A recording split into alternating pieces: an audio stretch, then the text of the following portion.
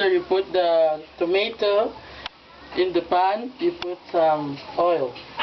Very small amount of oil, okay? And drizzle it. After that, Pero may bangko, daw kita di. Wala po siya taas. you mix it.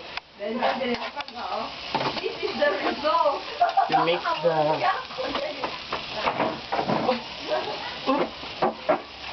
Hindi na, sige na. You mix it for 3 minutes, okay? After you mix, you put the tuna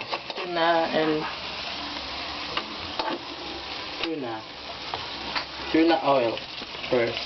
The oil first, and stir it for quite some minutes. Stir in a minute. After you stir, let it simmer for 2 minutes. Okay? You adjust the heat to much fast in order to simmer.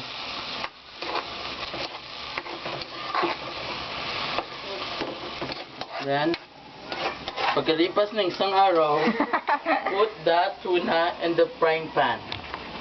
Then, you wait 3 months. Wait it to 3 months.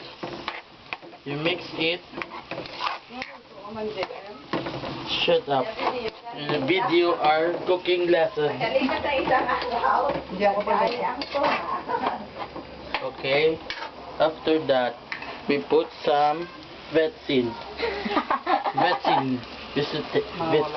Seasoning. And okay, let's mix again. Again and again. Okay?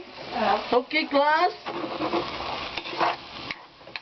Then put some saliva in the frying pan. Quick.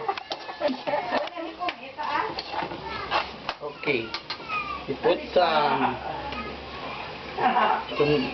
tomato ketchup in it. Just a drizzle. Okay. A pinch. Okay. Smells fabulous. Fabulosa.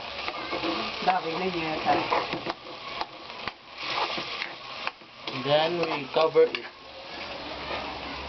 Cover it. And 3 minutes. 3 years? Yes. Okay, let's presume that is 3 years. Whoa, voila! It's a masterpiece! Nabidyo naman. Oh, sorry. Sorry for you.